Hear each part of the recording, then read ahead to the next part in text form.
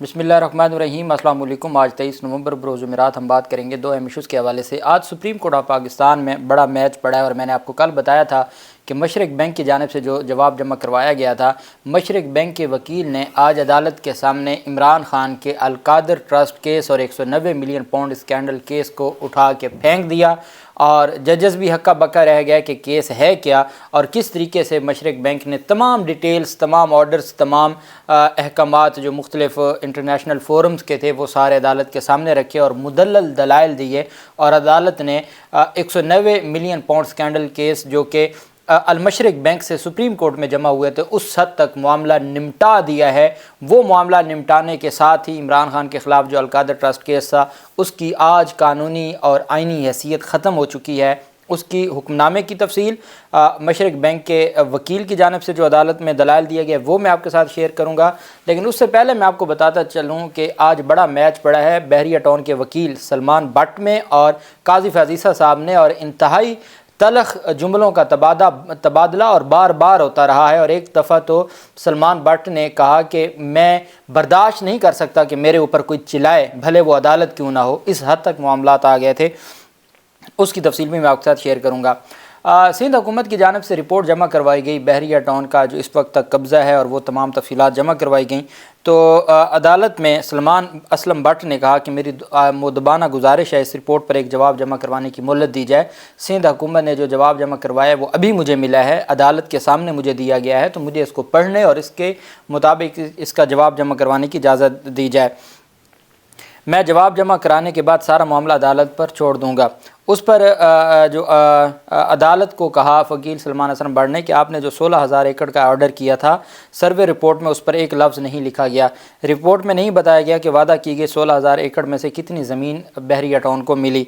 Survey report में आपके हुक्म की तामील नहीं की गई। उस पर इस सारे केस में सुप्रीम कोर्ट का फ़ैसला जो है वो दुरुस्त नहीं था। ये सुप्रीम कोर्ट ऑफ पाकिस्तान का दायरा इख्तियार ही नहीं था। चीफ जस्टिस काजी फजीसा साहब ने कहा कि आप यहाँ रुक जाएं, बताएं कि किस दायरे इख्तियार में हम केस सुन रहे हैं। वकील असलम बट का कहना था, सलमान असलम बट का, कि यही तो मैं सोच रहा हूँ कि आप किस दायरे इख्तियार के तहत ये केस सुन रहे हैं। तो चीफ जस्टिस ने कहा कि आपके कहने पर सर्वे करवाया गया जो आपके ख़िलाफ़ गया, अब ज़मीन की वैल्यू का दोबारा तयन करवाया तो वो भी आपके ख़िलाफ़ चला गया। जो रुकूम सुप्रीम कोर्ट के पास आई उन पर क्या कहेंगे। उस पर जो वकील बहरिया टाउन ने कहा कि मुझे इस हवाले से कोई हदायत नहीं मिली। तो चीफ जस्टिस ने कहा कि रकम बहरिया टाउन सुप्रीम कोर्ट का हुक्म था कि रकम बहरिया टाउन अदा करेगा, तो वो रकम और अगर रकम किसी और की जानिब से आई तो वो रकम हम नहीं रखेंगे।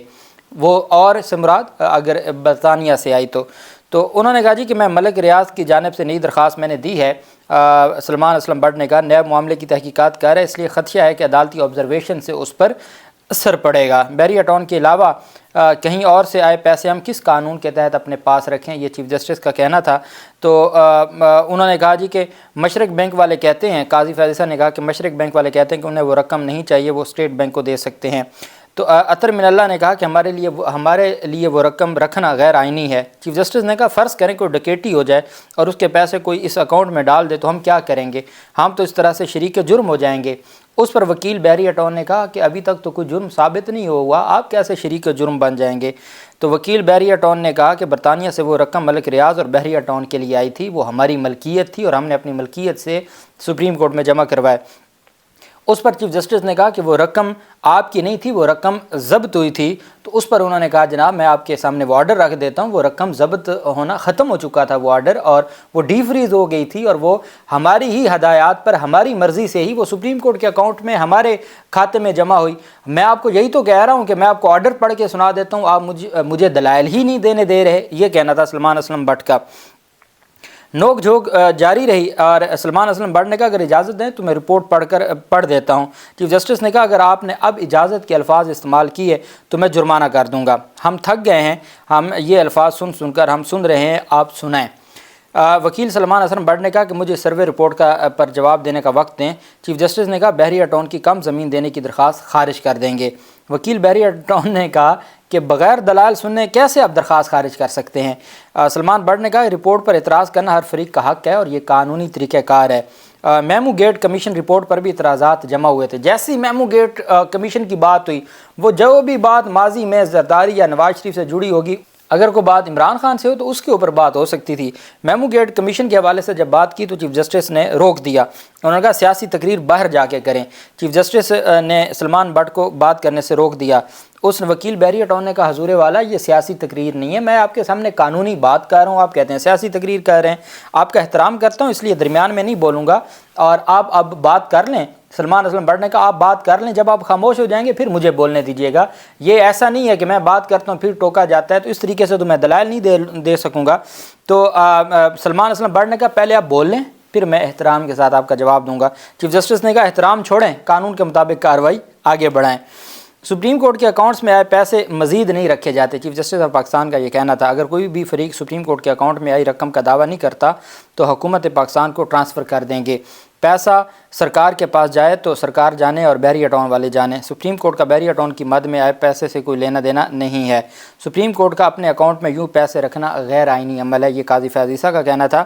تو انہوں نے کہا جناب یہ پیسہ زمین مالکان کو جانا چاہیے، جو زمین کے مالک ہیں ان کو جانا چاہیے، سلمان اسلم بٹ کا کہنا تھا۔ انہوں نے کہا ایک مثال ہے جس کا آپ برا نہ منائیے گا، chief justice of Pakistan chief justice کی کرسی پر بیٹھ کر مثال سنا رہے ہیں۔ کون سی؟ ایک ڈاکہ پڑتا ہے اور ڈاکو پیسے سپریم کورٹ کے اکاؤنٹ میں ڈال دیتا ہے، کیا سپریم کورٹ ڈاکے کے پیسے رکھ کر شریک جرم نہیں بن جائے گا؟ انہوں نے کہا جناب دوبارہ آپ یہ بات کہہ رہے ہیں، کون سا جرم اور کون سا شریک جرم؟ ہم کوئی مجرم نہیں ہے، ہمارے خلاف کوئی کیس ثابت نہیں ہوا، تو آپ کیسے یہ بات کر سکتے ہیں، مثال دے سکتے ہیں؟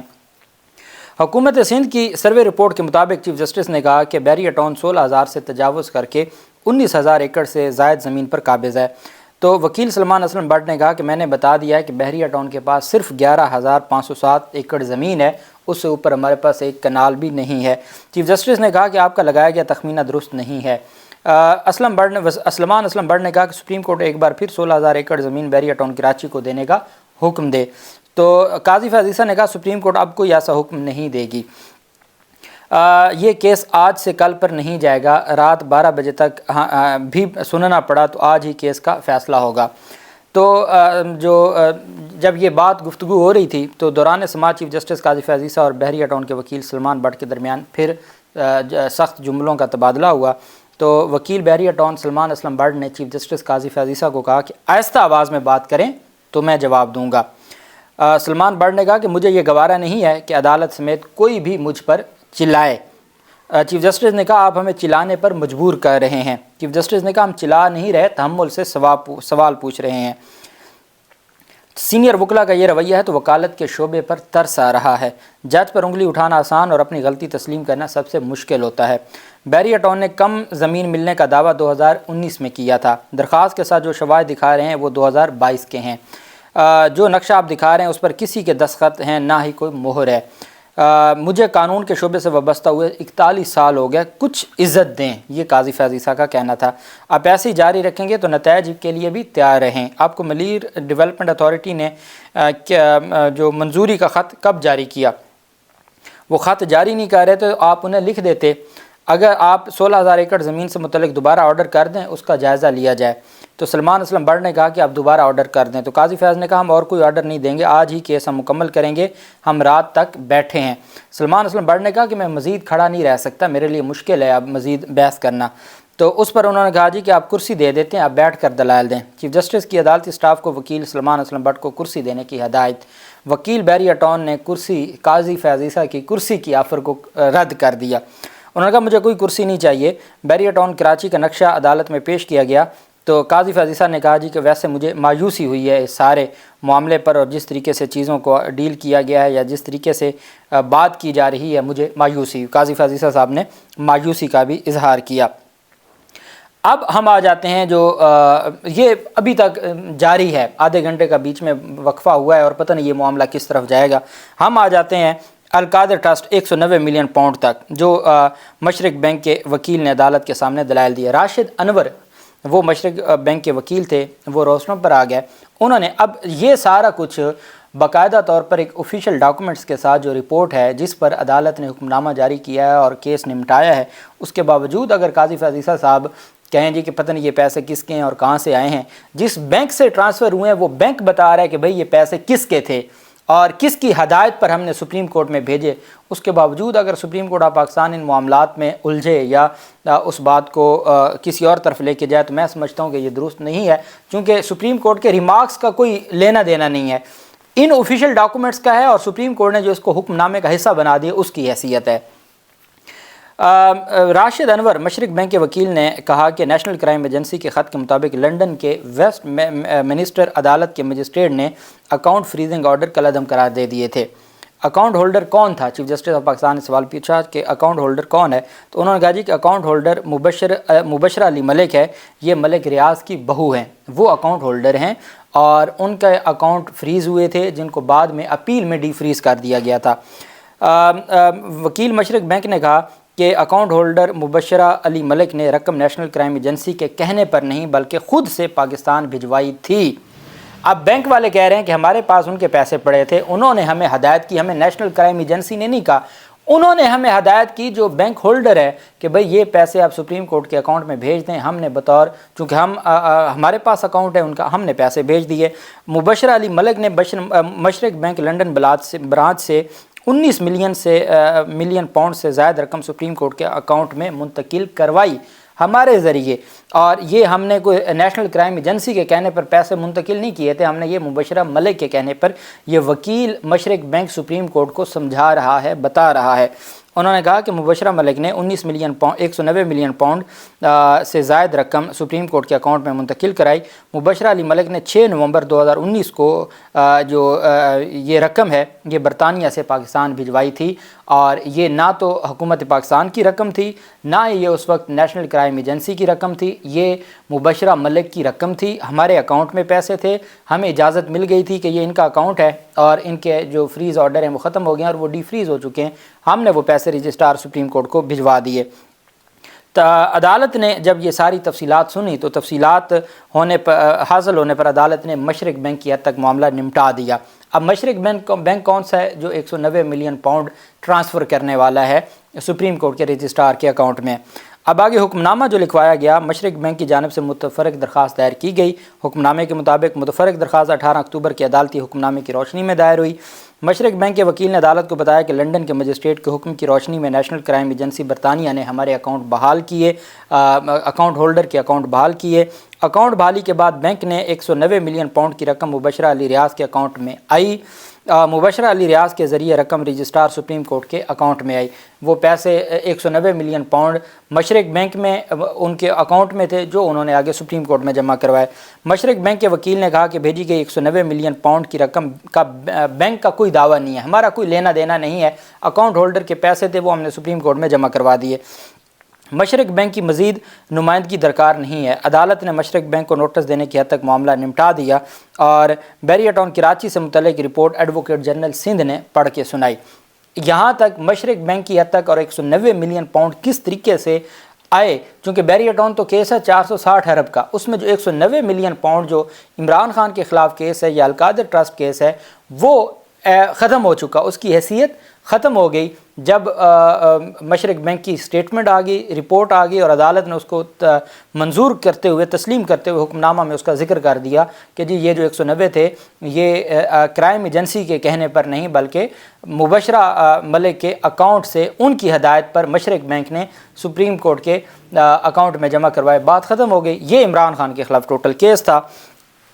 تو جو ایڈوکیٹ جنرل سندھ نے عدالت کے سامنے رپورٹ پڑھ کے سنائی بیریا ٹاؤن کراچی سے متعلق، تو اطہر من اللہ نے کہا کہ آپ سرکاری زمین کی بات کر رہے ہیں یا اس میں بیریا ٹاؤن کی پرائیویٹ زمین بھی شامل ہے؟ انہوں نے کہا نجی زمین بیریا ٹاؤن کے پاس موجود ہے یا نہیں؟ چیف جسٹس نے یہ سوال پوچھا۔ ساتھ چیف جسٹس نے کہا جو اضافی زمین ہے اس پر ڈپٹی کمشنر سے پوچھیں کہ اس کی ملکیت کس کی ہے۔ اطہر من اللہ نے کہا کہ ڈپٹی کمشنر آپ ریاست کے آفیسر ہیں، سیدھا جواب دیں۔ ڈپٹی کمشنر صاحب صاف بتائیں کہ کتنی زمین سرکاری ہے اور کتنی پرائیویٹ ہے۔ تو ڈپٹی کمشنر ملیر کا جواب تھا کہ 1775 ایکڑ زمین سرکاری ہے جبکہ 37.2 ایکڑ پرائیویٹ زمین اضافی زمین میں شامل ہے۔ بیریا ٹاؤن کی زمین پر کوئی نشان لگے ہوئے ہیں کہ کہاں سے شروع اور کہاں پہ اینڈ ہوتی ہے؟ قاضی فیاض عیسیٰ صاحب کا سوال تھا۔ تو انہوں نے کہا جی باؤنڈری وال زمین پر موجود ہے۔ چیف جسٹس نے کہا بیریا ٹاؤن نے سنگین الزام لگایا تھا کہ اسے زمین کم دی گئی ہے۔ بیریا ٹاؤن کا دعویٰ غلط ثابت ہوا ہے۔ سروے رپورٹ پر اعتراضات جمع کرانے کا موقع دیں۔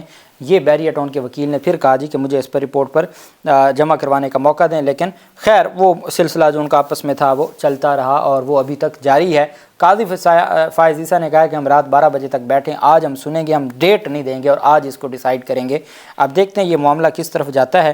اللہ پاک پاکستان کا حامی و ناصر ہو۔ بہت شکریہ۔ اللہ حافظ۔ پاکستان زندہ باد۔